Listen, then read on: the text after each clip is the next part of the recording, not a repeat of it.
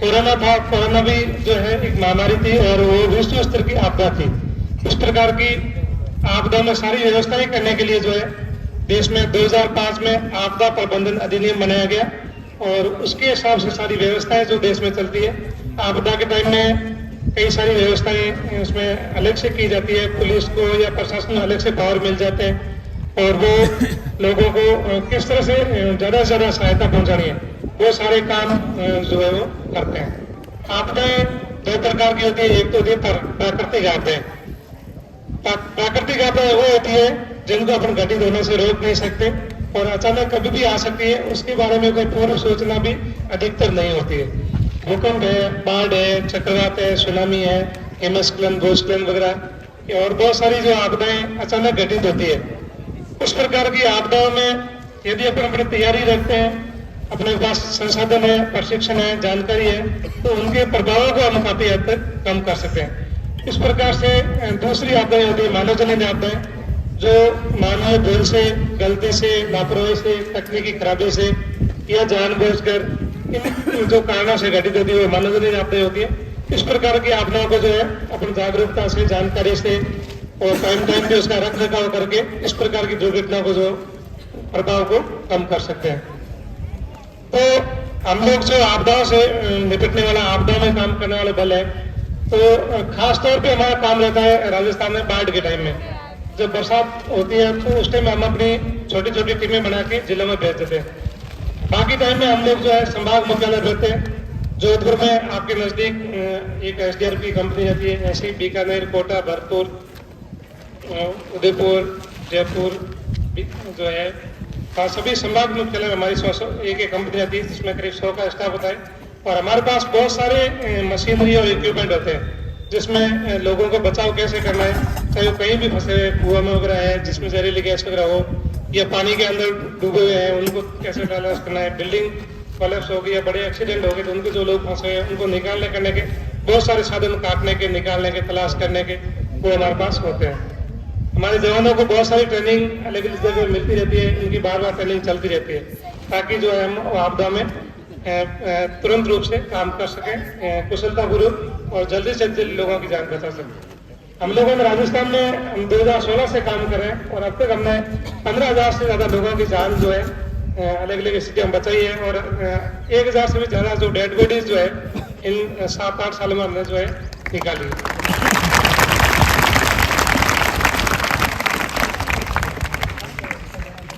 आपदाओं के अलावा बाकी हमें जब भी टाइम मिलता है हम school, college, university, training centre में या जहाँ पर ज्यादा लोगों का आना जाना है वहां जाकर के हम लोगों को जागरूक करने का काम करते हैं।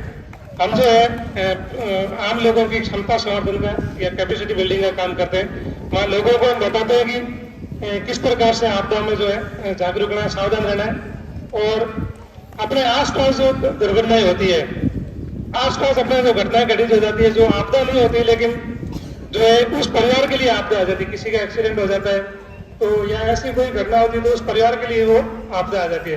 तो ऐसी स्थिति में अपने आसपास जो घटनाएं घटित होती है उन घटनाओं में अपने को आसपास जो मौजूद साधन है उनके इस्तेमाल करके किस प्रकार से बचाव करना है और कोई भी बचाव का काम करना है तो हमेशा पहले खुद की सेफ्टी का ध्यान रखना है और खुद की सेफ्टी का ध्यान रखते हुए, खुद की सुरक्षा का ध्यान रखते हुए दूसरे लोगों की जान जो है वो बचानी है। इस प्रकार के हम आज के इस कार्यक्रम में प्राथमिक चिकित्सा, पानी संबंधी हादसे, LPG गैस संबंधी हादसे, इनके बारे में सामान्य जानकारी देंगे। अपने आसपास जो घटनाएं घटित होती है, अपने घर के आसपास या अपन जहाँ रहते हैं वहां पे जो घटनाएं घटित होती है उनमें अपने पास जो मौजूद संसाधन है, अपने घर में या अपने आसपास जो चीजें हैं उनके माध्यम से हम किस प्रकार बचाव कर सकते हैं उस बारे में आपको जानकारी दी जाएगी। आप लोग इन जानकारियों अच्छे से देखना, समझना, आपकी लाइफ में बहुत काम आएगी। हम लोग इसमें काम कर रहे हैं, इससे पहले हमें भी आइडिया नहीं था कि इस तरह से हम कर सकते हैं, तो बहुत सारे आइडिया आपको यहाँ मिलेंगे। इन चीजों का आपको देखना है, समझना है और आपके जब जरूरत पड़ेगी तो ये चीजें आपकी लाइफ में बहुत काम आएगी।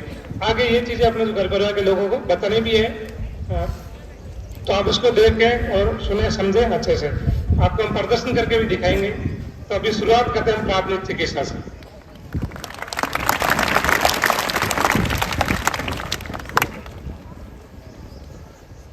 सबसे पहले तो सबको गुड मॉर्निंग।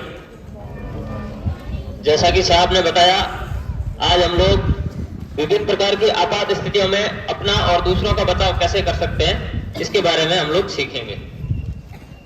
तो सबसे पहला टॉपिक जो हमारा है वो है मेडिकल इमरजेंसीज में हम लोग कैसे अपना बचाव कर सकते हैं, या अपने आसपास जो लोग मौजूद हैं उनका हम कैसे बचाव कर सकते हैं, उसके बारे में सीखेंगे।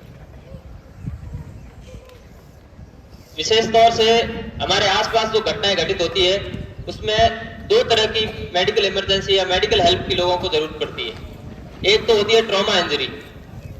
ट्रॉमा इंजरी में एक्सीडेंट्स वगैरह में क्या होता है, लोगों के कोई हाथ पैर में या कहीं पर भी शरीर में कहीं पर भी हड्डी वगैरह टूट जाती है या ब्लड निकलना स्टार्ट हो जाता है, खून निकलना स्टार्ट होता है, तो उसको हम लोग ट्रॉमा इंजरी में रखते हैं। या दूसरा क्या होता है, कई बार क्या होता है खेलते हुए या अन्य किसी तरीके से लोगों को जैसे मिर्गी का दौरा पड़ जाता है, दांत टूट जाते हैं, या कई बार साइलेंट अटैक वगैरह हो जाता है या हार्ट अटैक वगैरह हो जाता है, कार्डियक अरेस्ट हो जाता है, बिजली का झटका वगैरह लग जाता है, तो उसके दौरान हम लोग कैसे किसी का बचाव कर सकते हैं, किसी की हेल्प कैसे कर सकते हैं, इसके बारे में हम लोग सीखेंगे।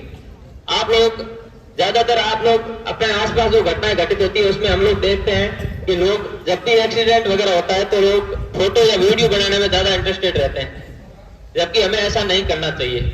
जब भी हमारे सामने ऐसी घटना घटित हो तब हम लोगों की हेल्प करने की कोशिश करनी चाहिए और उनको तुरंत हॉस्पिटल ले जाने का प्रयास करना चाहिए, न कि फोटो वीडियो बनाने में।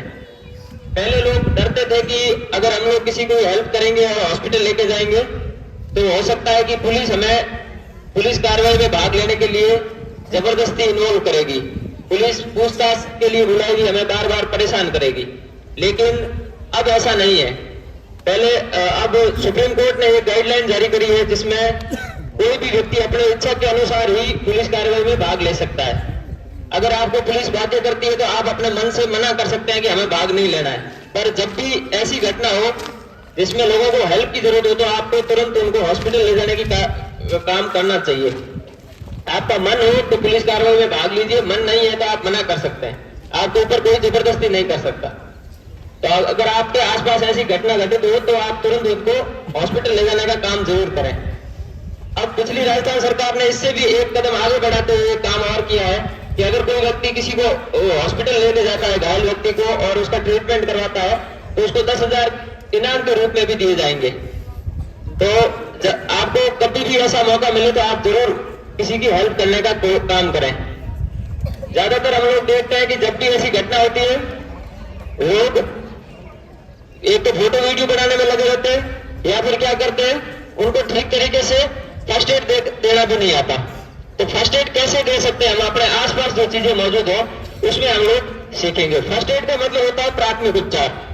प्राथमिक उपचार यानी हॉस्पिटल से पहले जो भी हम लोग उपचार करते हैं, जो हमारे आसपास चीजें मौजूद है उनके माध्यम से हम जो भी रोगी की हेल्प करते हैं उसको हम फर्स्ट एड के तौर पर रखेंगे। और अगर आप फर्स्ट एड की जानकारी रखते हैं और आप घटनास्थल पर मौजूद हो तो आप as a medical first responder वहां पे काम कर रहे हैं। मेडिकल फर्स्ट रिस्पॉन्डर का मतलब ये हो गया कि आप अगर फर्स्ट एड के बारे में जानते हैं, कुछ भी जानते हैं, थोड़ा ज्ञान रख सकते हैं, ज्यादा ज्ञान है तो बहुत बढ़िया चीज है, पर जितना भी आप जानते हैं लोगों की हेल्प करते हैं तो आप as a medical first responder आप वहां पे काम कर रहे हैं। अब सबसे ज्यादा जब भी ऐसी घटना घटित होती है या एक्सीडेंट्स वगैरह होते हैं तो उसमें सबसे ज्यादा मौत का कारण होता है व्यक्ति का ब्लड लॉस हो जाना। टाइम से हम लोग क्या करते हैं, फर्स्ट एड देना नहीं आता और ब्लड रोक नहीं पाते, इस वजह से ज्यादातर डेथ हो जाती है। आपने सुना होगा कहीं पर या फिल्मों में भी देखते हैं हम लोग कि एक्सीडेंट हुआ और घायल को लेके गए हॉस्पिटल और डॉक्टर बाहर आके क्या बोलता है, 15 मिनट पहले ले आते तो इसकी जान बचा सकते थे। तो ये 15 मिनट पहले लाने का क्या कॉन्सेप्ट है, ये यही चीज है कि अगर आप उसका टाइम से फर्स्ट एड कर लेते या सिर्फ ब्लड लॉस ही रोक लेते तो उसकी जान बचाई जा सकती थी। तो अब हम लोग अगर एक्सीडेंट्स वगैरह में किसी के ब्लड लॉस हो रहा है किसी कारण से चोट लगने से, तो उसको ब्लड कैसे रोक सकते हैं उसके तरीके आपको बताएंगे। अब सामने सभी लोग आप अपना ध्यान उस तरफ रखें कि आप कैसे ब्लड रोक सकते हैं। मान लीजिए कि इस बच्चे के खेलते हुए हाथ में चोट लग गई और चोट के कारण ब्लड निकल रहा है, तो हम लोग ब्लड कैसे रोक सकते हैं। सबसे पहले आपको क्या करना है, पहला तरीका है ब्लड रोकने का, उसको हम लोग बोलते हैं डायरेक्ट प्रेशर। कोई भी साफ कपड़ा ले लीजिए, सूती कपड़ा ले लीजिए या गॉज पीस ले लीजिए या जो भी आपके पास कोई भी कपड़ा मौजूद है वो ले लीजिए, और जहां पर चोट लगी है उसके ऊपर आपको दबा के रखना है, डायरेक्ट प्रेशर देना है, दबा के रखना है। इस तरह से जहां पर चोट लगी हो उस वहां पर दबा के रखना है। दबा के रखने के बाद में क्या करना है, अगर ये मान लो पूरा ब्लड में भीग गया है, कपड़ा ब्लड में हो गया पूरा, तो आपको इसको हटाना नहीं है, इसके ऊपर एक और कपड़ा लगा देना है।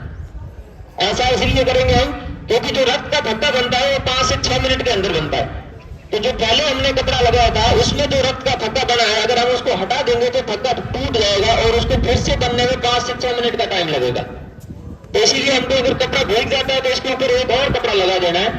अगर तीसरा कपड़ा लगाने की जरूरत है तो इसके ऊपर तीसरा कपड़ा भी लगाइए, पर पहले वाले हटाने नहीं है, और फिर इसके ऊपर पट्टी वगैरह कर दीजिए, कोई भी कपड़े वगैरह से इसको बांध दीजिए। बांधना इतना ही टाइट है कि इसका जो ब्लड सर्कुलेशन है वो रुके नहीं, ज्यादा टाइट नहीं बांधना है इसको, सिर्फ कपड़ा ठीक से बन जाए उतना ही बांधना है आपको। अब मान लीजिए इस तरीके से कई बार क्या होता है, चोट ज्यादा गहरी होती है तो इस तरीके से ब्लड मान लीजिए नहीं रुक रहा, आपने ये तरीका अपना लिया, इससे ब्लड रुक ही नहीं रहा, तब आपको दूसरा तरीका यूज करना है, इसको हम बोलते हैं एलिवेशन, एलिवेट करना। एलिवेशन का मतलब होता है ऊंचाई देना। ऊंचाई किस चीज से देंगे हम, हमारे शरीर में हार्ट है जो पूरे शरीर में ब्लड पंप करने का काम करता है, ब्लड भेजने का काम करता है, तो उसको क्या करेंगे, जहां पर चोट लगी है उस चीज को हार्ट लाइन से ऊपर उठा लेंगे, क्योंकि कोई भी चीज है वो ऊपर की तरफ प्रेशर, कम प्रेशर से जाएगी, तो ब्लड हार्ट से अगर हम हाथ को ऊपर उठा लेंगे तो क्या है, ब्लड ऊपर की तरफ कम प्रेशर से जाएगा और ब्लड रुक जाएगा। अगर मान लीजिए इसके पैर में चोट होती तो हम क्या करते, इनको सुला देते और पैर को 45 डिग्री एंगल पे ऊपर उठा लेते। अब मान लीजिए दूसरा तरीका भी आपने यूज किया एलिवेशन का और इससे भी नहीं रुक रहा, तब आप तीसरा तरीका यूज करेंगे, उसको हम बोलते हैं प्रेशर पॉइंट। सभी लोग अपने गर्दन के पास यहाँ पे 3 उंगलियां लगाओ, सभी लोग लगाओ, यहाँ पे एक नब चल रही है, चल रही है ना सबके, सबके चल रही है। ऐसी बहुत सारी हमारे शरीर में अलग अलग पल्स है, इसको प्रेशर पॉइंट भी बोलते हैं, पल्स भी बोलते हैं। तो ये बहुत सारी है, जैसे डॉक्टर के पास जाते हैं तो हमारा डॉक्टर रेडियल पल्स चेक करता है, हाथ के अंदर जो होती है यहाँ पे कलाई के अंदर वो पल्स चेक करता है। छोटे बच्चे की अगर हम चेक करेंगे तो ब्रेकियल पल्स चेक करेंगे जो यहाँ पर होती है। ऐसी बहुत सारी फीमोरल वगैरह बहुत सारी पल्स है हमारे शरीर के अंदर। तो जहां पर भी चोट लगी है उसके जो नजदीकी प्रेशर पॉइंट है उसको हमारे को दबाना है। अगर ब्लड नहीं रुक रहा है तो जहां पर प्रेशर पॉइंट बना हुआ है, जहां पे चोट लगी है उसके नजदीक में जो प्रेशर पॉइंट है उसको दबाना है, ताकि जोर से दबा के रखना है, ताकि जो ब्लड का फ्लो तेजी से ऊपर आ रहा है वो रुक जाए। तो इस तरीके से हम तीसरा तरीका यूज करेंगे।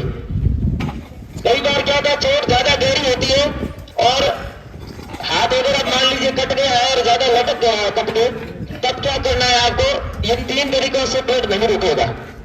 और ये तीनों तरीके आपने यूज कर लिए तब भी अगर ब्लड नहीं रुक रहा, तब आपको चौथा तरीका यूज करना है। हालांकि ये खतरनाक तरीका है, इसको यूज करते टाइम बहुत सावधानी रखनी चाहिए। चौथा तरीका हम यूज करेंगे, उसको हम लोग बोलते हैं टॉर्निकेट करना। टॉर्निकेट यानी रक्तबंध बनाना।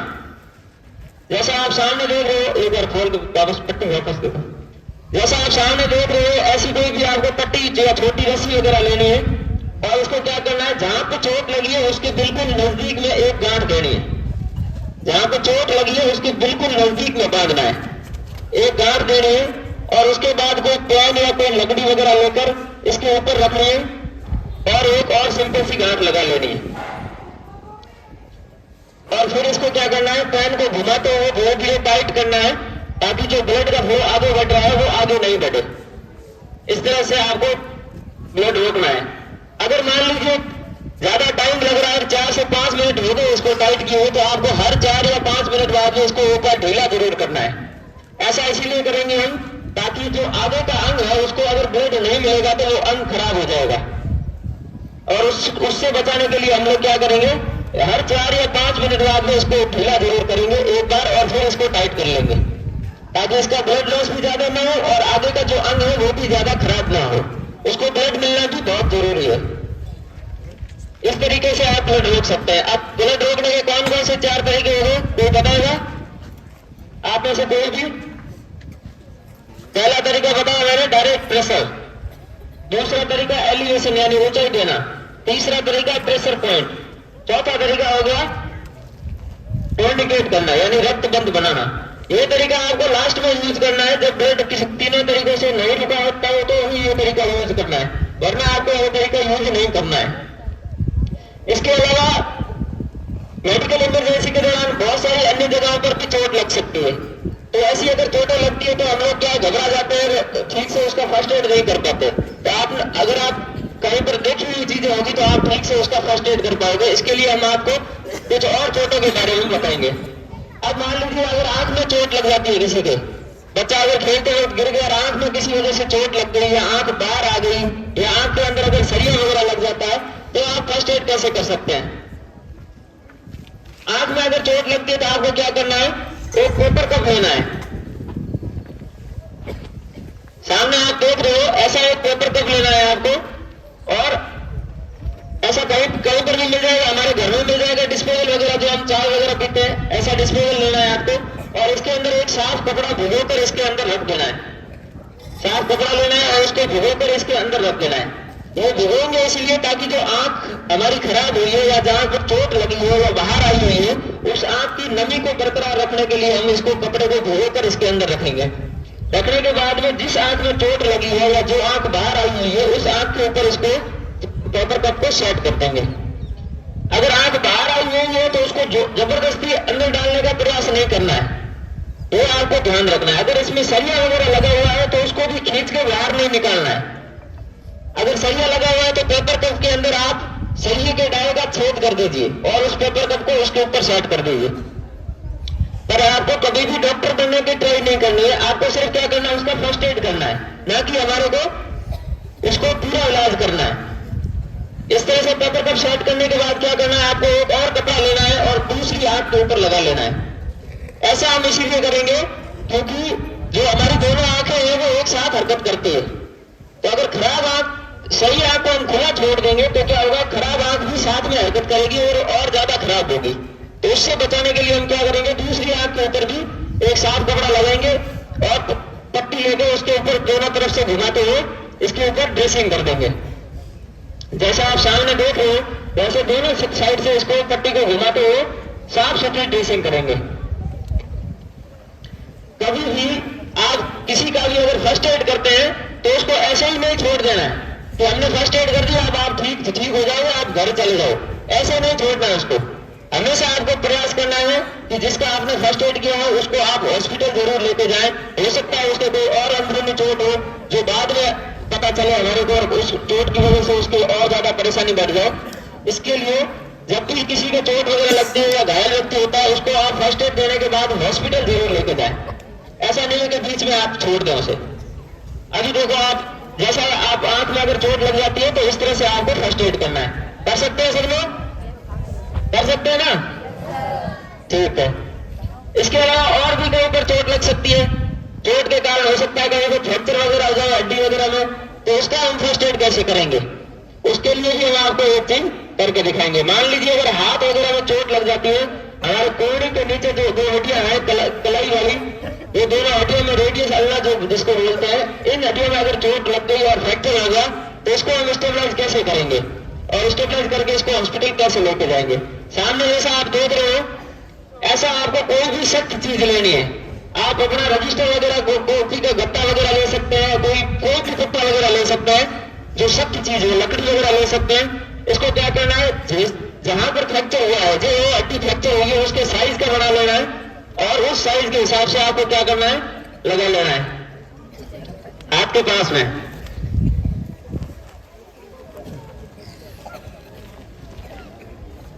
और फिर क्या करना है, इसके ऊपर कोई भी पट्टी वगैरह बांध दो ताकि ये जो हाथ फ्रैक्चर हुआ है उसकी हड्डी हिले नहीं। हड्डी को हिलाने से रोकना ही हमारा मकसद है, ना कि हड्डी को जोड़ना हमारा मकसद है। हड्डी को जोड़ने का काम किसका है, डॉक्टर का है। हमारा काम सिर्फ इसको, जितनी इसकी चोट लगी है उस चोट को आगे बढ़ने से रोकना है। जिस स्थिति में ये अभी है उसी स्थिति में इसको हॉस्पिटल लेके जाना है, इसकी और स्थिति को बिगड़ने से रोकना है, ना कि इसका पूरा इलाज करना। ये इस तरह से आप कोई भी सख्त चीज लेके इसके ऊपर ड्रेसिंग वगैरह कर दीजिए और उसके बाद में क्या करना है, अगर हाथ फोल्ड हो रहा है तो आपको इसके ऊपर एक सिरिंज लगानी है। अगर हाथ फोल्ड नहीं हो रहा है तो जबरदस्ती आपको फोल्ड करने का प्रयास नहीं करना है। कोई चीज अगर अटक गई है तो उसको वैसे ही रहने देना है। अब इसके लिए क्या करना है, आपको सीलिंग लगाने के लिए एक त्रिकोणीय पट्टी लीजिए और उसके किसी भी एक कोने के ऊपर गांठ लगा लीजिए। जैसा आप सामने देख रहे हो वैसी एक त्रिकोणीय पट्टी लेनी है और एक कोने के ऊपर गांठ लगा लेनी है। अब जिस कोने के ऊपर हमने गांठ लगाई है उस कोने को कोहनी के पास रखना है। जहां पर गांठ लगाई है वहां उस चीज को कोहनी के पास रखना है और बाकी जो दोनों सिरे हुए कपड़े के उसको गर्दन के ऊपर बांध देना है। गर्दन के ऊपर की तरफ बांध देना है। अगर मान लीजिए आपके आसपास ऐसा कपड़ा नहीं है, त्रिकोणीय पट्टी नहीं है आपके आसपास, तो आप ऐसा स्प्लिंट बांधने के बाद में क्या करना है, रोगी का शर्ट का बटन खोलना है और हाथ को इसके अंदर भी इस तरह से सेट कर सकते हैं। हाथ को हिलाना ही नहीं है, इतना ही हमारा मकसद है। अगर हिलेगा तो इसकी चोट ज्यादा बढ़ेगी। तो इस तरह से आप कपड़ा वगैरह हो तो आप इस तरह से सीलिंग लगा सकते हैं। अगर इसको और ज्यादा स्टेबलाइज करना है तो इसके ऊपर एक स्वाद और लगा सकते हैं हम लोग, ताकि इसको जब भी हम ट्रेवल करवाएगा, इसको हॉस्पिटल लेके जाए तो इसकी चोट और ज्यादा नहीं बढ़े और ज्यादा स्टेबलाइज हो जाए। इस तरीके से स्वाद और लगा लेनी। अगर आप इस तरह से फर्स्ट एड करेंगे तो इसकी जो चोट है वो आगे नहीं बढ़ेगी और जहां है वहीं रहेगी।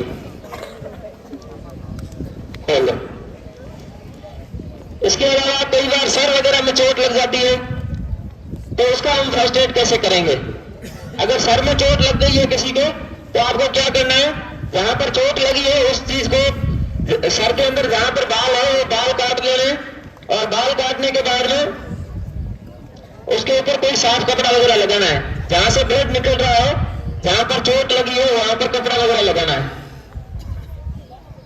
वॉच पीस वगैरह कुछ भी ले लीजिए और इसके ऊपर जहां पे चोट लगी है, मान लीजिए इसके सर के बिल्कुल ऊपर की तरफ चोट लगी है तो क्या करना है, साफ कपड़ा लगा देना है और ब्लड रोकने का प्रयास करना है। इसके बाद में त्रिकोणीय पट्टी ले लीजिए, जैसी आपको पहले दिखाई थी वैसी ही एक पट्टी लीजिए और इस पट्टी को पूरा खोल लीजिए और इसको सर के ऊपर बांधना है। त्रिकोणीय पट्टी लेते हुए इसको सर के बिल्कुल ऊपर बांधना है।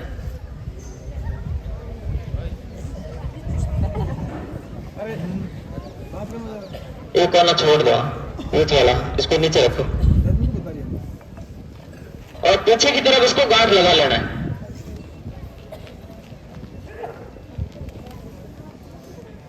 अगर कोई इसके इससे पुर्जे अगर पीछे छूट रहे हैं, अगर ये कपड़ा मोटा है लंबा है, इससे कुछ पुर्जे अगर पीछे छूट रहे हैं तो इसको आगे की तरफ और टाइट बांध लेना है।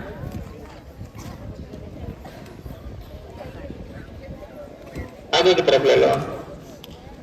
इस तरीके से इसको आगे की तरफ और बांध सकते हैं हम लोग।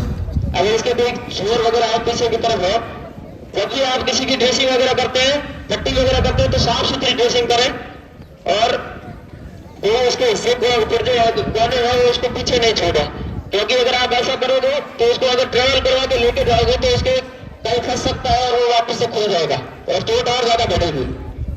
इस तरह से बांध सकते हैं, आप कर सकते हैं सब लोग। चलिए, इसके अलावा कई बार क्या होता है, एक्सीडेंट्स वगैरह में जब घायल व्यक्ति ऐसे ही रोड वगैरह में पड़े रहते हैं तब लोग क्या करते हैं, उनको ठीक से कैरी नहीं करते। उनको एम्बुलेंस वगैरह में डालते समय लोग क्या करते हैं, उनकी चोटें और ज्यादा बढ़ा देते हैं। ठीक से कैरी करना लोगों को नहीं आता, इसकी वजह से क्या है, उसकी चोटें और बढ़ती है और लोगों को परेशानी और ज्यादा झेलनी पड़ती है। तो हम लोग कैसे लोगों को कैरी करते हैं, पहले तो वो देख लीजिए। आमतौर पर लोग कैसे उनको कैरी करते हैं, इसके ऊपर लेट जाओ भैया।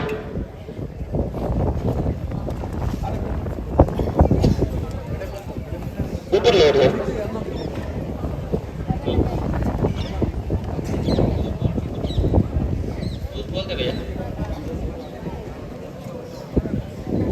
अच्छा, सबको दिखाई दे रहा है। अब आप देखिए कि आमतौर पे लोग कैरी कैसे करते हैं घायलों को, एम्बुलेंस में कैसे लेके जाते हैं। ये इस तरीके से लेके जाते हैं। अगर कोई घायल व्यक्ति है, बेहोश है, खुद से चल फिर नहीं सकता है तो उसको इस तरीके से लेके जाते हैं, जबकि ये तरीका गलत है। ये तरीका गलत क्यों है कि ज्यादातर एक्सीडेंट वगैरह में ट्रॉमा इंजरी रहने के चांसेस ज्यादा रहते हैं और ट्रॉमा इंजरी में हम लोग मान के चलते हैं कि किसी भी व्यक्ति के रीढ़ की हड्डी में चोट हो सकती है और अगर रीढ़ की हड्डी में चोट है और हम अगर इस तरीके से कैरी करेंगे तो क्या होगा, उसकी चोट और बढ़ेगी और पैरालाइज वगैरह होने के चांसेस बढ़ेंगे। तो उसको ठीक से कैरी करना आना हमें बहुत जरूरी है। उसके लिए क्या है, एक तो स्ट्रेचर होता है। स्ट्रेचर अगर हमारे पास में मौजूद हो तो वो कैसे लगाना है और कैसे उसको कैरी करना है वो आप लोग देख लीजिए। स्ट्रेचर के लिए क्या करना है, आपको 3 लोग हैं, वो रोगी के पास में बैठिए, जो घायल व्यक्ति है उसके पास में बैठना है और घायल व्यक्ति को अपनी जांघों के ऊपर लेना है, रोल करके अपनी जांघ के ऊपर लेना है, थाइस के ऊपर लेना है, इस तरीके से रोल करके थाइस पर लेना है। इससे क्या होगा, इसकी रीढ़ की हड्डी का मूवमेंट बहुत कम होगा।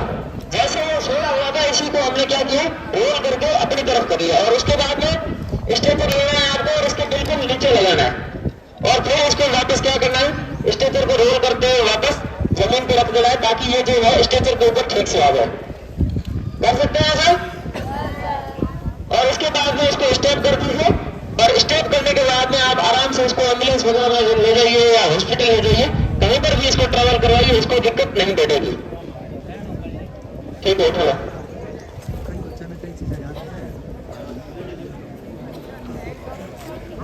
उठा लो, उठा लो।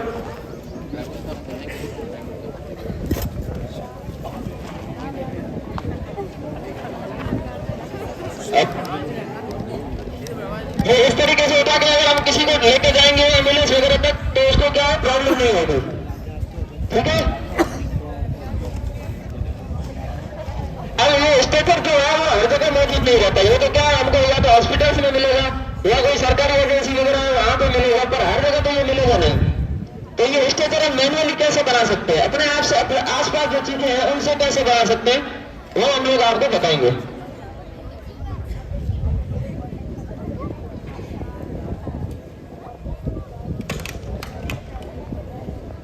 अब स्ट्रेचर बनाने के लिए हमारे पास अगर मान लीजिए एक कंबल है और वो बांस है तो हम उससे स्ट्रेचर कैसे बना सकते हैं।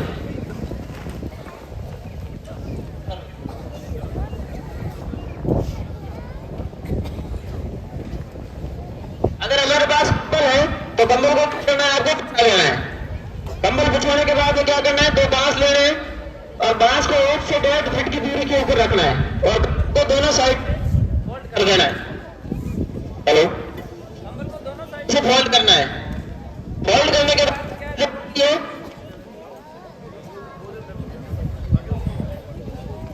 हेलो, जो घायल व्यक्ति है उसको सुला देना है और सुलाने के बाद में आप उसको कहीं पर भी ट्रैवल करा सकते हैं। ऐसा बना सकते हैं स्ट्रेचर। ठीक है, इसके अलावा मान लीजिए हमारे पास कंबल नहीं है, सिर्फ हमारे पास एक रस्सी है, तो रस्सी से हम लोग कैसे बना सकते हैं।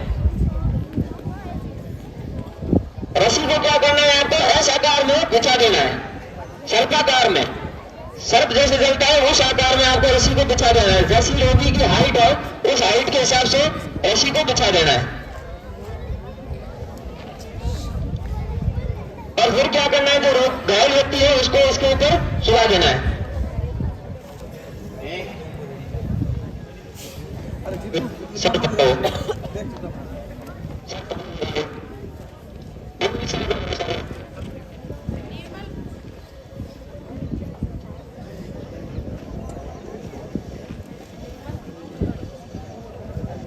ये इस तरीके से होता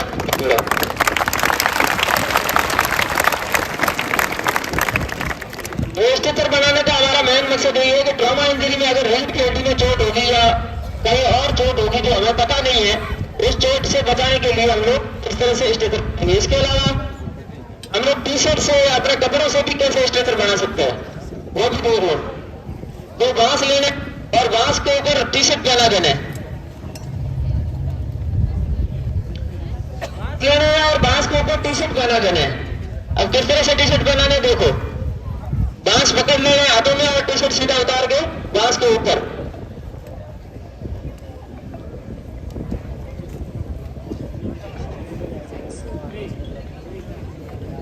चल छोटू सो जाओ इसके ऊपर।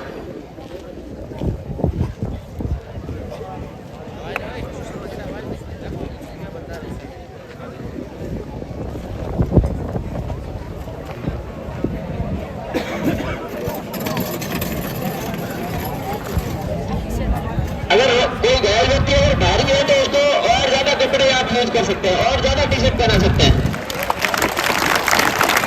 हल्का व्यक्ति है तो 2 टी शर्ट से निकल जाएगा। अगर कोई भारी है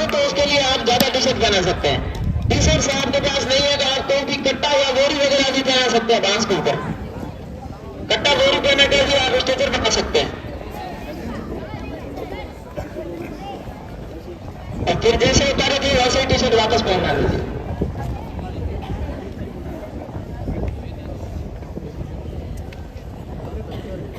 ऐसा बना सकते हैं स्ट्रेचर।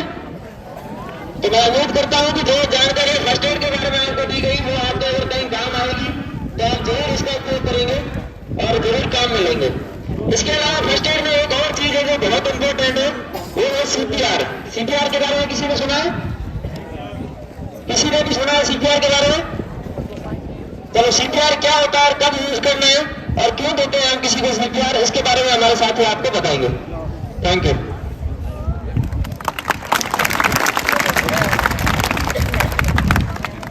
अभी फर्स्ट एड के बारे में आपने तो जानकारी ली, तो बहुत अच्छे से बताया हमारे सजन सर ने।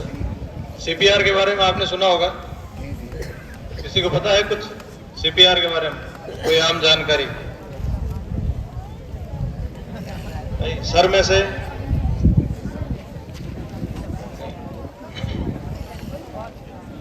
सीपीआर जो हम वो चेस्ट को दबाते हैं वो तो देखा होगा आपने, बस वही है। सीपीआर के बारे में, सीपीआर पहले बात तो दिया किसको जाता है? सीपीआर जिंदा आदमी को नहीं दिया जाता। तो इसकी ये जो सर्कुलेशन सिस्टम है, ये जो पल्स जो धड़कनी है वो बंद हो जाती है, तब सीपीआर की कार्रवाई की जाती है। सीपीआर की जो फुल फॉर्म है वो कार्डियो पल्मोनरी रेसोसिटेशन। कार्डियो से तात्पर्य है मेडिकल लैंग्वेज में हार्ट से, और पल्मोनरी बोलते हैं फेफड़ों को, लंग्स को, और रेसोसिटेशन का मतलब है पुनर्जीवित करना। किसी कारणवश हमारे हृदय या जो फेफड़े का सिस्टम है वो बंद हो जाता है, तो उसको वापस पुनर्जीवित करने के लिए सीपीआर की कार्रवाई की जाती है। सीपीआर किस किस को दिया जाता है? सीपीआर उसको दिया जाता है जिसको करंट लग गया हो, जो पानी में डूब गया हो, ऐसी स्थिति के अंदर, या किसी को कार्डियक अरेस्ट आ जाता है, जो हमारे हृदय के अंदर जो इलेक्ट्रिकल जो सिस्टम चल रहा है, जिसको आम लैंग्वेज में बोलते हैं, किसी करंट लगने से हल्का सा जो करंट है वो हमारे हृदय को जो मिलना बंद हो जाता है, उस स्थिति के अंदर कार्डियक अरेस्ट बोला जाता है उस स्थिति को। तो सीपीआर के लिए हम यहाँ पे एक डमी का उपयोग करेंगे।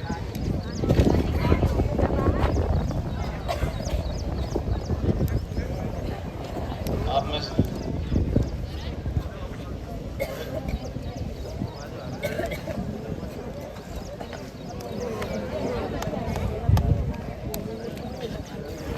एक होती है,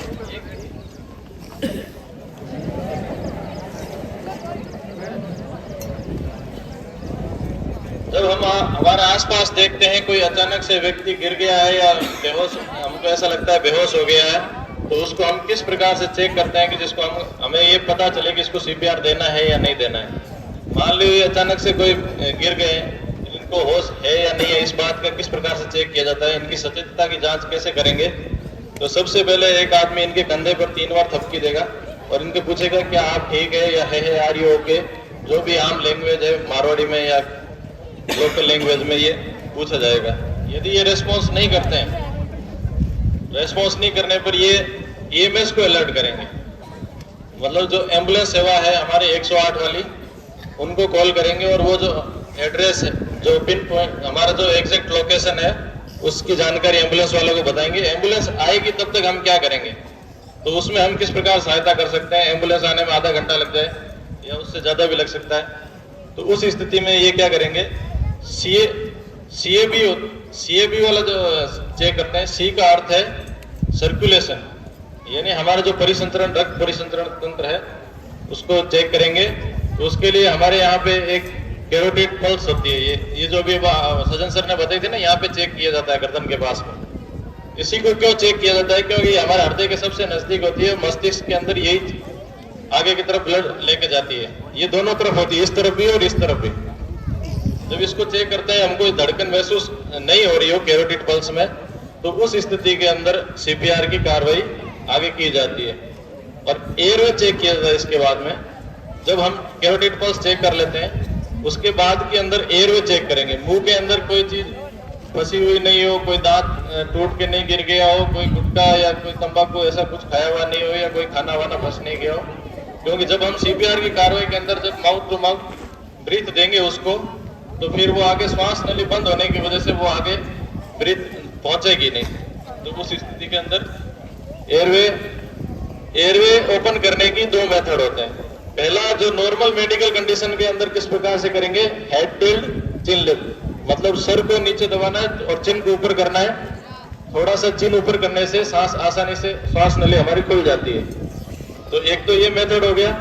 दूसरा होता है ट्रॉमा पेशेंट।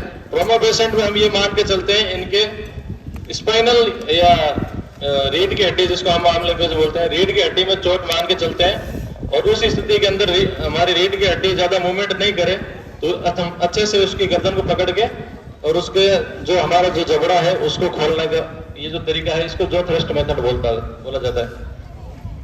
ये पीछे की तरफ घुटनों के बल बैठना है और रोगी की गर्दन को यहाँ हाथों के बीच में दबाना है और जो जबड़े को आगे की ओर खोलना है। इस मेथड को बोलते हैं जो थ्रस्ट मेथड। एयरवे ओपन, जब हम इंश्योर हो जाते हैं कि अब एयरवे पूरी तरह खुला हुआ है, इसमें कोई चीज फंसी हुई नहीं है, तो उसके आगे ब्रीथिंग चेक किया जाता है। सीएबी में सी हो गया सर्कुलेशन, ए का एयरवे और बी का ब्रीथिंग किस प्रकार से चेक करते हैं। ब्रीथिंग चेक करने का मेथड है लुक, लिसन और फील। देखना, सुनना और महसूस करना। किस प्रकार से देखेंगे, ये देखो ये हमारे साथी जवान कर रहे हैं।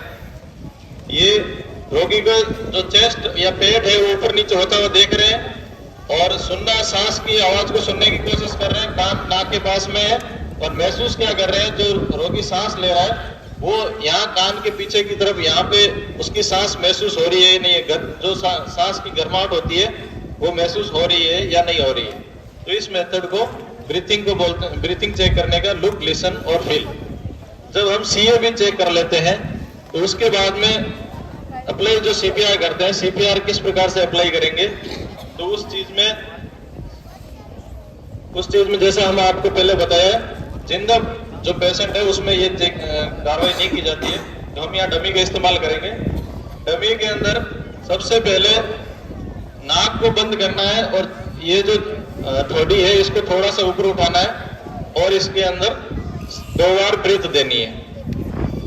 और ब्रीथ देने के लिए जो हम संक्रमित खुद नहीं हो जाए उसके लिए एक साफ सूती कपड़े का इस्तेमाल करना है, या ऐसा एक फेस शील्ड बोलते हैं इसको, ये 1 वे होता है, तो इसका इस्तेमाल कर सकते हैं, या साफ सूती कपड़ा या रुमाल का इस्तेमाल कर सकते हैं। उसको रोगी के मुंह पे रखना है और नाक को दबाना है, ठोडी को ऊपर करना है और ब्रीथ देना है। ये 2 बार ब्रीथ देने के बाद में दूसरा जो हमारा जो साथी है पास में बैठा है वो 30 बार चेस्ट कंप्रेशन करेगा। 30 बार चेस्ट कंप्रेशन करने की जो स्पीड होगी वो 100 से 120 प्रति मिनट की स्पीड से ये चेस्ट कंप्रेस करेंगे।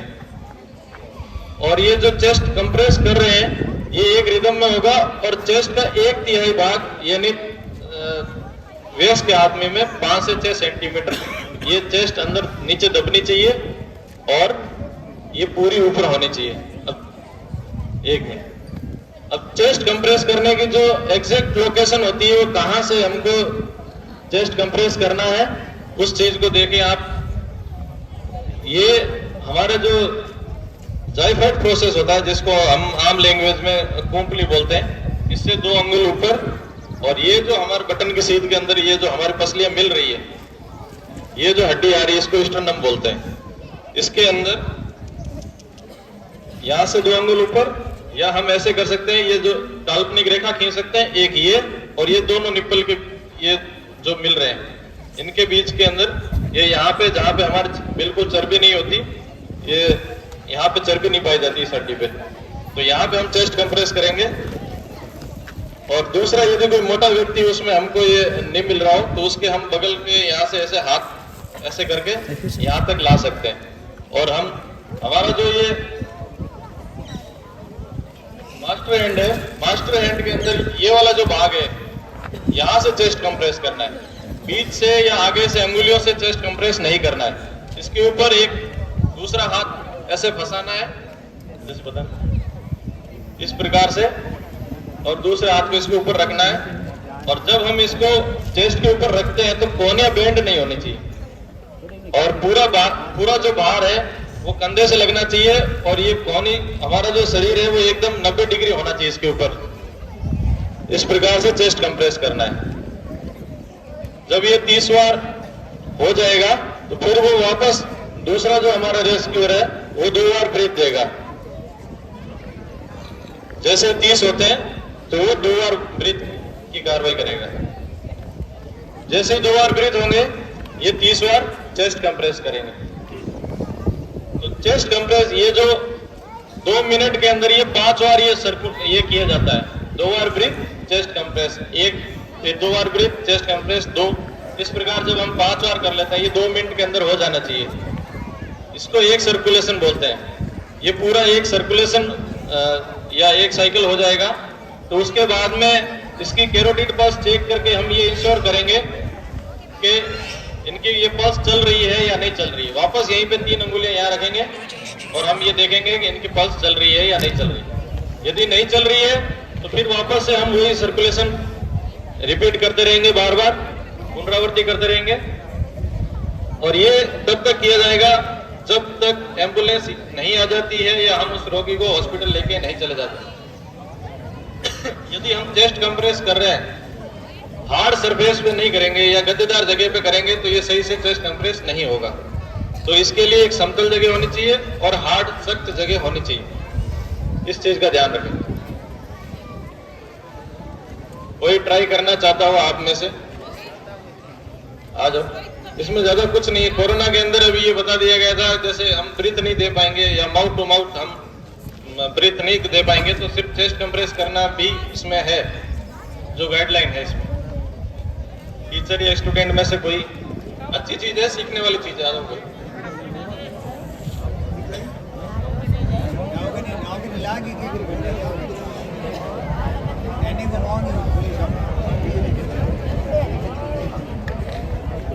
यदि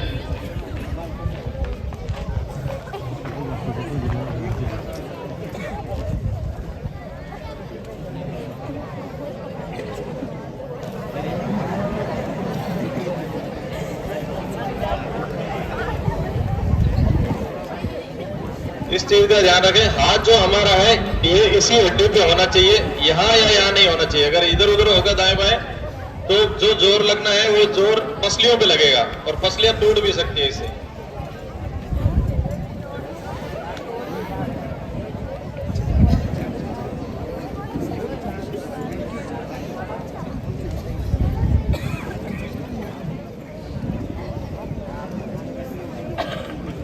यदि कोई ट्रॉमा पेशेंट है जिसके ब्लड वगैरह निकल रहा हो तो ब्लड को हम पहले कंट्रोल करेंगे। जैसा सजन सर ने अभी आपको 4 मेथड बताए ब्लड कंट्रोल के, तो ब्लड कंट्रोल करने के बाद में ये सीपीआर की कार्रवाई की जा सकती है।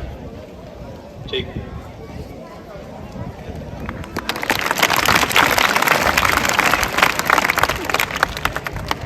सभी को जय हिंद। आपने फर्स्ट एड के बारे में देखा, सीपीआर के बारे में देखा, और इसके बाद में अपने जीवन में एक महत्वपूर्ण चीज होती है, वो होती है स्विमिंग, तैराकी। तो ये तैराकी अपने जीवन में हमें हमेशा मतलब सीख लेनी चाहिए एक बार अपने जीवन में, ताकि खुद बच सके और लोगों को बचा सके। तैरना एक बहुत अच्छी कला है, मगर हमेशा ये ध्यान रखना चाहिए कि जैसे मैंने कह दिया भाई तैराकी सीखनी है, आप यहाँ से घर जाते ही कहीं अपने आसपास कोई नदी तालाब है या कोई नदी है वहां उतर मत जाना। हमेशा ही तैराकी सीखनी है तो किसी की कोई ट्रेंड स्विमर है जो स्विमिंग सिखाता है उसके सानिध्य में या उसकी देख रेख में हमेशा तैराकी सीखनी है। ऐसे नहीं कि अभी स्कूल में आए थे प्रोग्राम दिखाने और हमें बताया था कि भाई तैराकी सीखनी और नाडी में उतर गए। ऐसा कभी अपनी जिंदगी में नहीं करना है। और अपने घूमने फिरने का शौक सभी को होता है, घूमने फिरने का शौक होता है ना कि भाई कहीं स्कूल टूर चला गया अपना, तो अपन कहीं नदी तालाब झील पे जाते रहते हैं, तो हमें हमेशा सावधानी रखनी है कि वहां जाने के बाद में अपने भीड़ का हिस्सा नहीं बनना है, कि जहां भीड़ है वहां एकत्रित हो गए। और हमेशा ध्यान रखना किनारे के आसपास कभी खड़ा नहीं रहना है। और अपन ये नदी तालाब पे जाते हैं या झील पे जाते हैं, हमेशा अपन देखते हैं किनारे पे खड़े रहते हैं। और क्यों खड़े रहते हैं भाई अपन किनारे पे? अपनी सेल्फी लेने के चक्कर में। ट्रेंड है ना आजकल सेल्फी वाला, तो सेल्फी लेने के चक्कर में खड़े रहते हैं, मगर कहीं जगह पर फिसलन होती है तो अपन फिसल जाते हैं। तो ऐसी जगह पर अपनी नदी किनारे या कोई झील किनारे या कहीं तालाब किनारे सेल्फी ना लें। कई जगह पर खतरनाक मगरमच्छ भी होते हैं या जहरीले खतरनाक मगरमच्छ भी होते हैं, और आप सेल्फी ले रहे हो पीछे से पकड़ के भी ले जाते हैं। तो ऐसी जगह पर अपने सावधानी रखनी है। और आपके सामने कोई पानी में डूब रहा है और आपको स्विमिंग आती है और आप पानी में कूद के उसको बचा रहे हैं, तो बीच में हमेशा कुछ ऑब्जेक्ट रखे। जैसे कोई लकड़ी रखी है, अपना शर्ट पकड़ा दिया, अपना बेल्ट पकड़ा दिया, तो कुछ ना कुछ ऑब्जेक्ट रख के ही बचाना है। पहली बात, अपनी स्विमिंग आती है तो भी कूद कर उसको बचाने नहीं जाना है। इसलिए नहीं जाना है, आप जाओगे तो आपके कंधे पे हाथ रखकर आपको पानी में डुबो देगा। तो इसका बचाने का तरीका अलग होता है। आपको स्विमिंग नहीं आती है और आपके सामने कोई डूब रहा है तो भी आप बाहर खड़े रहकर बचा सकते हो। तो हम कुछ तरीके दिखाएंगे आपको, आप कैसे बचा सकते हो आपको स्विमिंग नहीं आती तो भी। जैसे कि आपके आसपास कोई रस्सी है, तो आप रस्सी के इस तरह पानी की बोतल बांध दो, अपना जूता बांध लो, सैंडल बांध लो या चप्पल बांध कर, जो डूब रहा आदमी, जो डूबेगा ना ऐसे, वो पानी के 5-7 फीट दूरी पे ही डूबेगा। जो किनारे से अंदर गिरता है 5-7 फीट दूरी पे रहता है। तो उस तरह धीरे धीरे तो इस तरह अपने जो डूब रहा है 5-7 फीट दूरी पे, तो अपने पाँव के नीचे रस्सी दबानी है। जो अभी पहले ये किया वैसे नहीं करना, वो खुद चला जाएगी रस्सी, फिर क्या बचाओगे। तो ऐसे वो फेंकनी है जो आपके पाँव में डूब रहा है, और इस तरह सोकर खींचनी है। खड़े खड़े खींचोगे किनारे से आप खुद अंदर चले जाओगे, अंदर वाला भी जोर लगाएगा।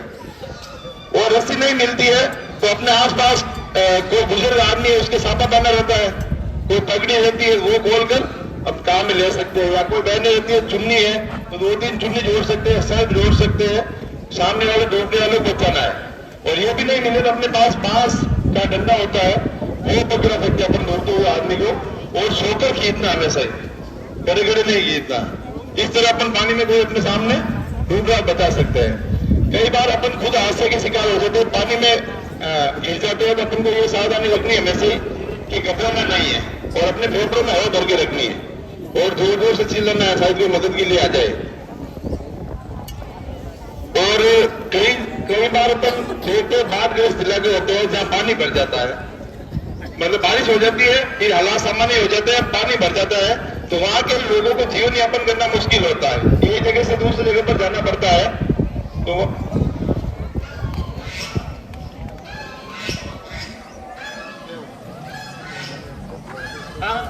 अपने भीतर तो बाढ़ग्रस्त इलाकों में क्या हालात सामान्य होने के बाद में लोगों को जीवन यापन करने के लिए एक जगह से दूसरी जगह पे जाना पड़ता है। तो वहां के लोग क्या करते हैं, अपने घरेलू कुछ सामान होते हैं उनसे इक्विपमेंट बना लेते हैं, जुगाड़ से कुछ इक्विपमेंट बना लेते हैं। जब हालात सामान्य हो जाते हैं, पानी भरा रहता है, तो एक जगह से दूसरी जगह पर जाने के लिए ऐसे इक्विपमेंट काम में लेते हैं। तो कुछ इक्विपमेंट बताएंगे जो पानी में अपने जो स्तर पानी है वहां पर काम आने वाले, जो बाढ़ग्रस्त इलाकों में जाते हैं लोग बनाते हैं। जैसे ये 2 घड़े हो गए, इनको रस्सी और बांस के माध्यम से बांध लिया है, और जहाँ पानी स्थिर पानी है, ठहरा हुआ पानी है, वहां अपन हाथ पर हिला कर एक जगह से दूसरी जगह पर जा सकते हैं।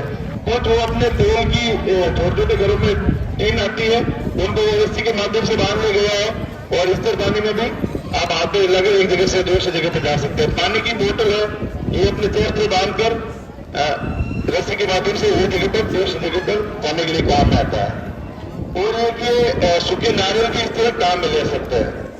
रबर का ट्यूब आप गांव में देखते हैं, तालाबों में खूब सारे लोग ऐसे ये ट्यूब लेकर भी तैरते रहते हैं। तो ये अपने कुछ जुगाड़ से बनाए गए उपकरण है।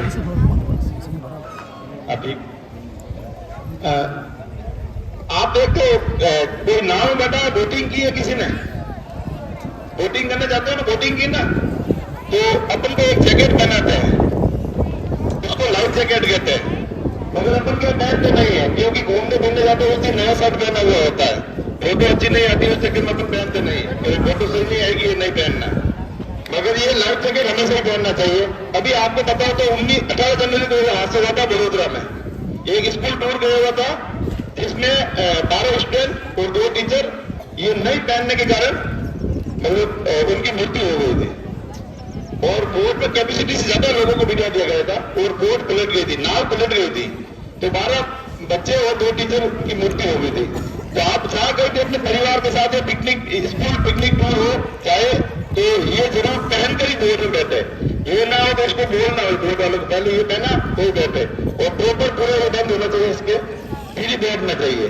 और इसका कारण क्या है कि अगर बोट पलट जाए उसके बाद भी आप बिना हाथ पर हिलाए, अगर ये पहना हुआ है बिना हाथ पर हिलाए आप 72 घंटे तक, मतलब 4 दिन तक आराम से पानी में रह सकते हो। ऐसा नहीं कि 72 घंटे के बाद में एकदम डूब जाओगे, इसमें धीरे धीरे पानी का रिसाव होगा, तो 4 दिन में आपको वर्षा से आराम से बचाना आ सकता है।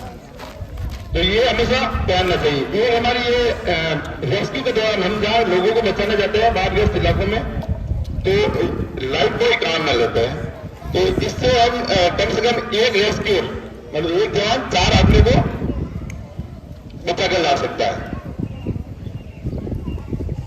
और कई बार देखते हैं कि बारिश हो गई, कई बार हम देखते हैं बारिश हो गई, पानी भरा हुआ, अपन क्या करते हैं, बारिश चल रही है, अपन देखने जाते हैं, चोपड़ा फिटर आपके पास नहीं है, चोपड़ा फिटर जो नदी बहती है ना यहाँ पे, इस नदी देखने जाते हो, अपन कहते हैं इसको पार करके इधर जाके देखते हैं, वापस पार करके उधर आते हैं। ऐसा कभी नहीं करना चाहिए। अगर आता फिर भी पानी बह रहा है, पार नहीं करना चाहिए अपन को, ठीक है। और बारिश के बाद में जब हालात सामान्य हो जाते हैं तो हमेशा ये लकड़ी का प्रयोग करना चाहिए, आगे लकड़ी रखनी चाहिए, क्योंकि शहरों में कई जगह सीढ़ी लाइन के ढक्कन भी हो जाते हैं, कई जगह गड्ढे भी हो जाते हैं बारिश के बाद में, तो लकड़ी से देखना चाहिए। और अगर कोई बहुत पानी बाहर करना है, इस तरह 4 जने या 5 जने समूह में पार करना चाहिए, अकेले पार नहीं करना चाहिए, चैन बनाकर उस पानी को पार करना चाहिए। तो ये पानी से कुछ हादसे होते हैं, उसके बचाव की जानकारी मैंने दी। कोई सवाल हो तो आप इससे संबंधित पूछ सकते हैं ना।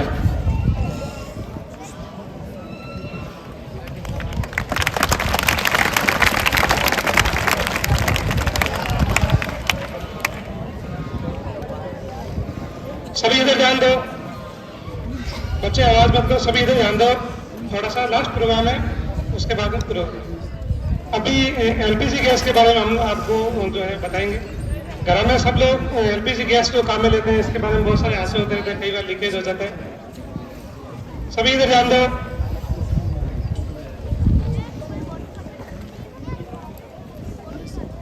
एलपीजी गैस जो अपन घर में काम लेते हैं, सिलेंडर का लाल कलर होता है, लाल कलर जो है वो खतरे का प्रतीक होता है। इसलिए यदि इसके साथ सावधानी नहीं रखते हैं तो एलपीजी सिलेंडर जो है इसमें विस्फोट हो सकता है गैस में, और बहुत बड़ा हादसा हो जाता है, पूरी बिल्डिंग जो इसमें कोलैप्स हो जाती है। तो ये ध्यान रखना है कि सिलेंडर जब हम लेते हैं तो लेते टाइम सिलेंडर की एक्सपायरी डेट देखनी होती है। सिलेंडर के ऊपर जो 3 पट्टी लगी हुई है, ये जो सिलेंडर है इसके ऊपर 3 पट्टी लगी हुई है, ऊपर एक गोल्ड रिंग लगी हुई है, तो ये इसके जो वाल वगैरह लगा है उसकी सेफ्टी के लिए। इसके जो कैप लगी हुई है यहाँ पे जो इसके वाल वगैरह है, तो इसकी सेफ्टी के लिए है, कभी सिलेंडर जो गिरता है तो वो जो है नुकसान नहीं होता है। दूसरा ये इसकी सी पत्ती है, पत्ती के अंदर की साइड में जो है एक्सपायरी डेट लिखी हुई है। इसमें लिखा हुआ है A25, A, B, C या D कुछ लिखा होगा। A का मतलब 31 मार्च, B का मतलब 30 जून, C का 30 सितंबर और D 31 दिसंबर, 3 महीने को दिखाता है। इसमें A25 लिखा है, इसका मतलब ये सिलेंडर जो है मार्च 2025 तक वैध है। तो आपका जो घर में सिलेंडर आता है, आपको देखना है कि सिलेंडर जो है एक्सपायरी डेट का नहीं है। जब सिलेंडर लंबे टाइम काम में ले लेते हैं तो उसमें क्या है कि कोई क्रैक वगैरह का या कोई नोच वगैरह आ जाती है, तो उसमें कभी भी लीकेज हो सकता है। इसलिए घर में जो सिलेंडर है जो है एक्सपायरी डेट का नहीं देना। तो इसके जो साइड वाली पट्टी है उसके अंदर उसकी एक्सपायरी डेट लिखी होती है, A, B, C या D कुछ लिखा होगा, और उसके बाद में साल लिखा होता है। इसके बाद सिलेंडर लेने जब लीकेज का ध्यान रखना है। जब ऐसे जब सिलेंडर लेते हैं तो ये ध्यान रखें कि इसमें लीकेज नहीं हो। इसके ऊपर जो कैप लगी हुई है, इस कैप को हटा करके और अंगूठा लगा करके या पानी डाल करके इसको चेक कर सकते हैं कि इसमें लीकेज तो नहीं है। लीकेज होता है तो इसमें स्मेल आती है। नॉर्मली जो सिलेंडर होता है इसमें जो गैस होती है उस गैस में स्मेल नहीं होती है, लेकिन इसका लीकेज खतरनाक होता है और लीकेज के कारण बड़ा हादसा हो सकता है। इसलिए बचाव करने के लिए जो है इसमें लीकेज की पहचान करने के लिए एक मिथाइल मर्कैप्टन नाम की अलग से गैस मिलाई जाती है। उस गैस अपने को लीकेज की जो है स्मेल आ जाती है। तो जब भी सिलेंडर में गैस लीकेज होगी तो लीकेज की स्मेल आ जाएगी उसमें। क्यों आएगी? क्योंकि उसमें एक अलग से जो है मिथाइल मरकैप्टान नाम की गैस मिलाई हुई है, तो वो हमें लीकेज की पहचान करने में जो है मदद करती है। इसके बाद में सिलेंडर जहाँ लेके आते हैं घर में, तो घर में सिलेंडर जो है जहाँ पे अपना चूल्हा है वहाँ चूल्हे के साथ में या जहाँ भट्टी है वहाँ एक ही सिलेंडर रखना चाहिए। एक्स्ट्रा सिलेंडर जो है वो दूसरी जगह रखना चाहिए, और जगह ऐसी हो जहाँ खुली हो, हवादार जगह हो, कोई खिड़की जंगला वगैरह हो, ऐसी जगह सिलेंडर को रखना चाहिए। क्योंकि सिलेंडर में लीकेज होगा, बंद जगह में पड़ा होगा तो वो है वो लीकेज पूरा फैल जाएगा और लाइट जलाते ही पूरी आग लग जाएगी। इसलिए सिलेंडर को जो है चूल्हे के साथ में लगा हुआ वही रखना है, बाकी सिलेंडर अच्छी खुली और हवादार जगह पे रखना है। घर में जो सिलेंडर काम में लेते हैं उसके साथ एक चूल्हा है, वो चूल्हा जो है सिलेंडर से ऊपर रखना चाहिए ताकि चूल्हे में कभी आग लग जाए तो जो है सिलेंडर तक आग नहीं पहुंचे। इसके जो अपना रेगुलेटर है, पाइप है, चूल्हा है, ये सब जो है अच्छे मार्का के ISI मार्का वगैरह जो उसके होने चाहिए, ब्रांडेड होने चाहिए। कई लोग सस्ते के चक्कर में अपने सस्ती चीज ले लेते हैं और वो चीजें काम की नहीं होती है, वो हादसे का कारण बन जाती है। तो ये चीजें भी अपने को अच्छे क्वालिटी की खरीदनी है। घर में जब अपन जहाँ पर चूल्हा है, जहाँ रसोई है, सुबह अपन उठ के सबसे पहले रसोई में जाते हैं, चाय बनाते हैं। तो ये ध्यान रखना है कि सुबह रसोई में जब भी जाए रसोई का दरवाजा खोलें, दरवाजा खोलने बाद में गैस की स्मेल महसूस करनी है। कोई भी लाइट का चीज है ना, लाइट को जलाने से पहले या लाइट को ऑन या ऑफ करने से पहले रसोई में जाकर के सबसे पहले गैस की स्मेल महसूस करनी है।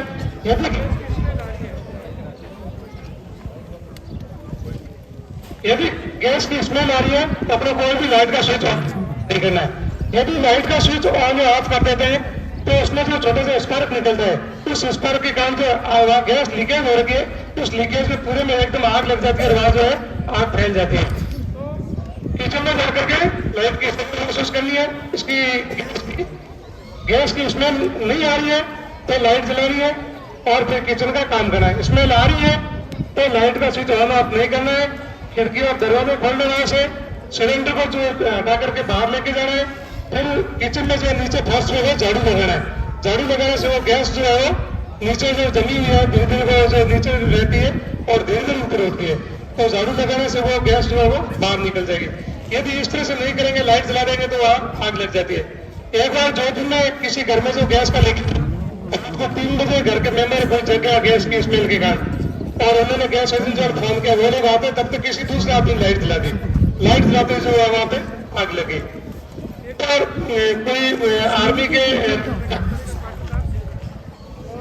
वहां पे गैस लीकेज हो रही थी, तो तरह के जो जूते पहने थे, जूतों के नीचे जो कीलें लगी थी, उस कील के कारण जो छोटा स्पार्क हुआ, उस स्पार्क के कारण भी आग लगी। तो ये आपको ध्यान रखना कि कोई भी ऐसी स्पार्क वाली चीज है जिसमें कोई भी छोटी सी चिंगारी निकलती है, वो चीज वहां नहीं ले जानी है और कोई भी माचिस वगैरह भी वहां नहीं जलानी है। इसके बाद में अपन रात को जब खाना बनाते हैं तो हमेशा ये ध्यान रखना है कि रात को खाना बनाने के बाद में इसका सिलेंडर रेगुलेटर है वो बंद करना है। रेगुलेटर कहाँ होता है उनको देखो, ये वो रेगुलेटर होता है और नीचे करते जब वो रेगुलेटर बंद हो जाता है फिर गैस आगे नहीं जाती है। और शाम का खाना बन जाता है, उसके बाद में रेगुलेटर बंद करना चाहिए पहले और फिर जब गैस बुझ जाए तो फिर चूल्हा बंद करना चाहिए। क्योंकि रात भर जो है सिलेंडर ऐसे ही पड़ा रहता है, अपने काम में नहीं लेते, कई बार चूल्हे वगैरह काट लेते हैं तो उसमें से गैस लीकेज हो सकती है। या अपन कहीं बाहर दूसरी जगह जा रहे हैं, घूमने जा रहे हैं या अपने और की रिश्तेदारी में जा रहे हैं तो भी अपने को जो है रेगुलेटर बंद करके जाना चाहिए ताकि पाइप में आगे कहीं भी लीकेज नहीं हो। अब सिलेंडर से आगे चूल्हे में पाइप में कहीं भी आग लग जाती है तो इस प्रकार की आग को आप रेगुलेटर बंद करके भी बुझा सकते हैं। एक बार दिखाइए, कई बार सब्जी बनाते टाइम जो है उसमें बर्तन में तेल में आग लग जाती है। इस प्रकार की आग को जो है रेगुलेटर बंद करेंगे तो आग बुझ जाएगी।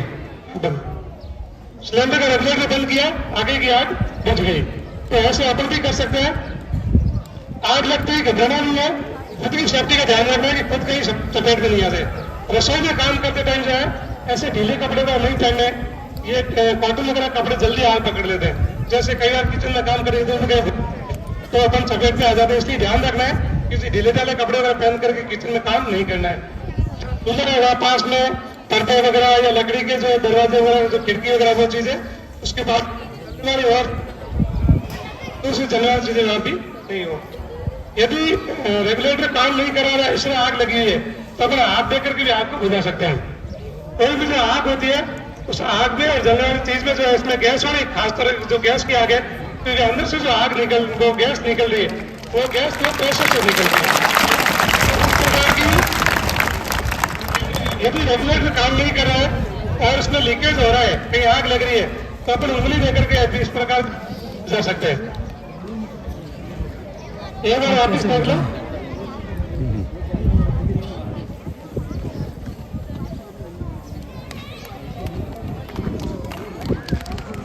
इस तरह से हमारा देखते जा सकते हैं। स्टाफ में से कोई आ सकते हैं, कोई मैडम लोग वैसे आ सकते हैं आकर के, मैडम कोई भी आ सकते हैं, या कोई बड़ी बच्ची आ सकती है, मेन क्लास की कोई बड़ी बच्ची,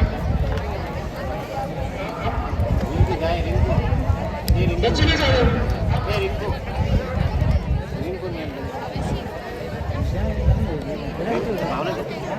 बच्ची नहीं जा रही। जा मनीषा जा।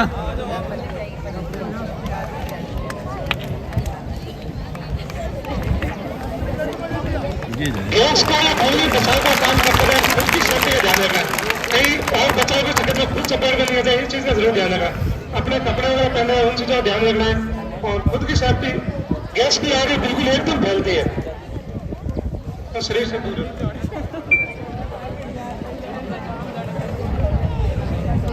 पाइप पकड़ना है।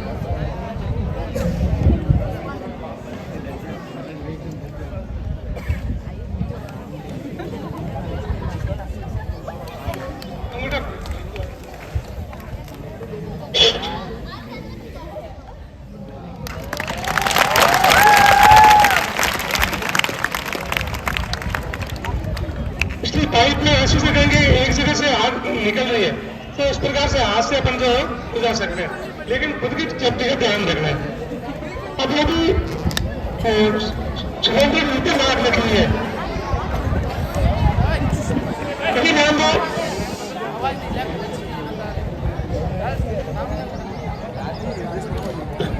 सभी इधर ध्यान रखो, पूरा हो गया, आपके बहुत काम की चीज है, आवाज मत करो। यदि सिलेंडर के ऊपर आग लगी है, इस प्रकार को आपको अपने कंबल, दरी, कोई खेस, मोटा कपड़ा लेना है और पूरी तरह से इसको सिलेंडर को कवर करना है, उसको अच्छे से गीला करना है कपड़े को, और गीला करके आग को बुझाना है।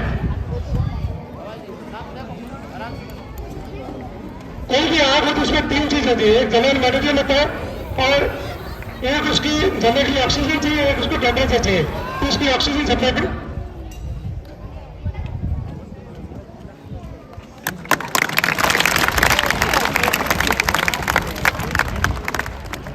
यदि सिलेंडर में आग लगी है तो दरी है, कंबल है, या कोई है ना मोटा कपड़ा, केस वगैरह, उसको गीला करके जो वो अपन उसको बुझा सकते हैं।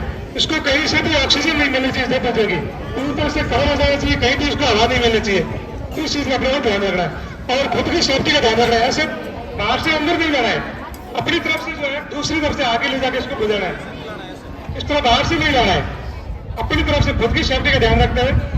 तो बाहर से लाएंगे तो पूरी आग अपनी तरफ आ जाएगी।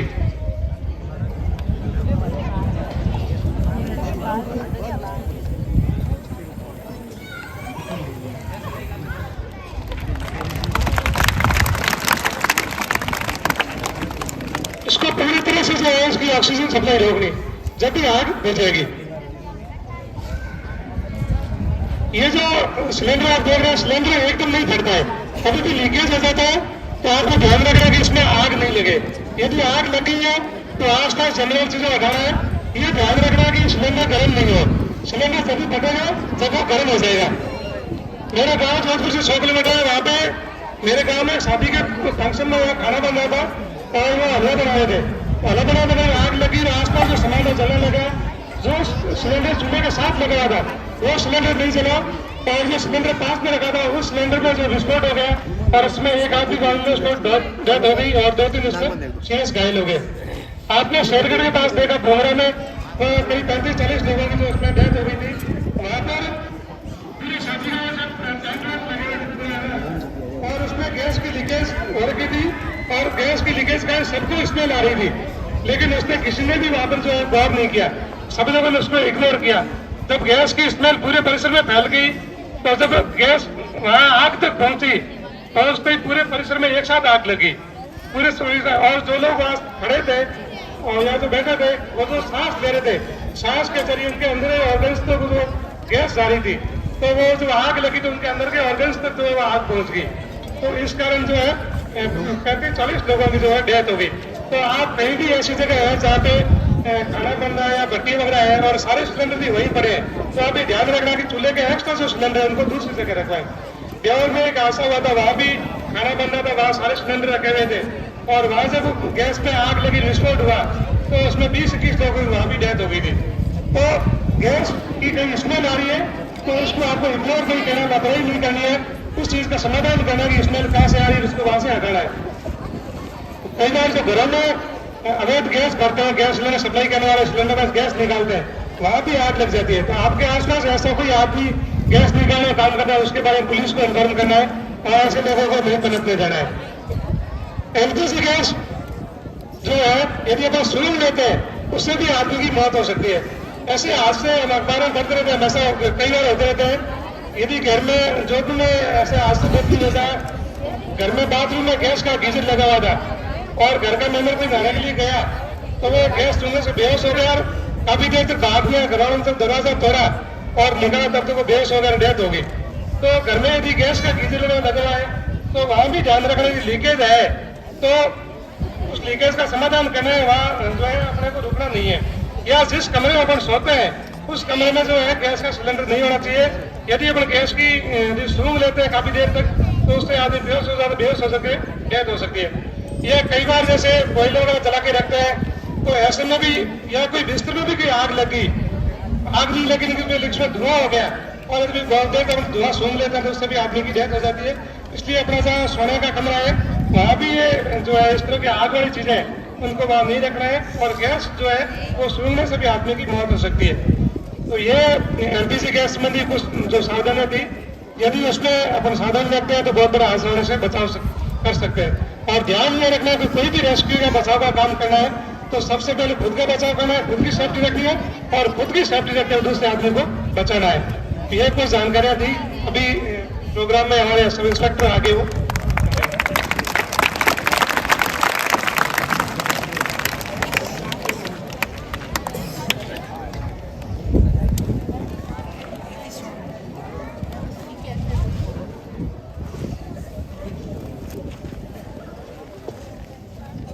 सर्वप्रथम विद्या और ज्ञान के देवी मां शारदा के चरणों में नमन। सभी को सुप्रभात। मैं आदिति आज के इस डेमोन्स्ट्रेशन में गीतांजलि स्कूल के प्रिंसिपल सर, समस्त टीचर स्टाफ एवं पूरे विद्यालय परिवार को एसडीआरएफ टीम की तरफ से एक बार पुनः स्वागत करती हूँ। आज हमारी टीम के द्वारा आपको बहुत ही महत्वपूर्ण जानकारी दी गई है जो हमारी भविष्य में बहुत काम आएगी। हमारी टीम के द्वारा आपको 4 महत्वपूर्ण जानकारी दी गई है। एक फर्स्ट एड में सबसे पहले ईएमएस अलर्ट होता है। EMS emergency medical service. EMS alert के क्या नंबर है आपको पता है क्या? किसी को पता है ईएमएस अलर्ट के क्या नंबर है? 108। प्राथमिक उपचार के समय सबसे पहले ईएमएस अलर्ट होता है। उसके बाद एमएफआर मेडिकल फर्स्ट रेस्पोंडर। किसी भी घटना के समय हमें सबसे पहले मेडिकल फर्स्ट रेस्पॉन्ड के अलर्ट करना होता है। हमें अगर हम एमएफआर ट्रेंड होते हैं तो हमें अपना परिचय देना होता है कि मैं एमएफआर ट्रेंड हूँ, क्या आपकी मदद कर सकता हूँ। जब तक मेडिकल टीम या डॉक्टर्स की टीम नहीं पहुंच जाए तब तक हमें उन्हें फर्स्ट एड देना है। जैसे किसी भी प्रकार की चोटों को स्थिर करना है, उसको एक समतल जगह पर सुरक्षित स्थान पर ले जाना है। वह ब्लड कंट्रोल, जैसे ब्लड निकल रहा है तो ब्लड को कंट्रोल करना है। और एक बहुत ही महत्वपूर्ण जानकारी बताइए, सीपीआर। सीपीआर किसको देना है, किसको नहीं देना है, ये चीज हमें ध्यान रखनी है। सीपीआर डमी या मृत व्यक्ति को देना है, जिंदा व्यक्ति को सीपीआर नहीं देना है। सीपीआर तुरंत जैसे जैसे किसी व्यक्ति का घर कट के अलग हो गया नहीं देना है हमें। उसके बाद पानी से होने वाली दुर्घटनाओं से बचाव के बारे में आपको जानकारी दी गई है। तो पानी के किसी भी समय हम कहीं घूमने जाएं, जहाँ कोई नदी तालाब इस प्रकार का डैम वगैरह हो, तो हमें वहाँ पे सेल्फी लेते समय ध्यान रखना चाहिए, इस प्रकार की कोई लापरवाही नहीं करे कि हमारे साथ हादसा खड़ा हो जाए। और घरेलू गैस लीकेज के बारे में भी आपको बताया गया है, तो हमें ये सब सावधानी ध्यान रखनी है। ऐसे नहीं है कि सुबह के टाइम हम घर का काम करके स्कूल के लिए मैडम जैसे निकलते हैं तो भागते हुए, ऐसे नहीं कि हम ध्यान नहीं रखें, हमें रेगुलेटर ऑफ करना है। हमारी टीम के द्वारा जो आपको जानकारी दी गई है, आपने ध्यान से सुना, देखा, समझा। ये जानकारी आप अपने घर परिवार के सदस्यों व रिश्तेदारों व आसपास के लोगों को बताओगे। जिस प्रकार हमने आपको जागरूक किया, आप आसपास के लोगों को जागरूक करोगे। कभी भी इस प्रकार की अगर घटना हो जाए तो हमें डरना नहीं।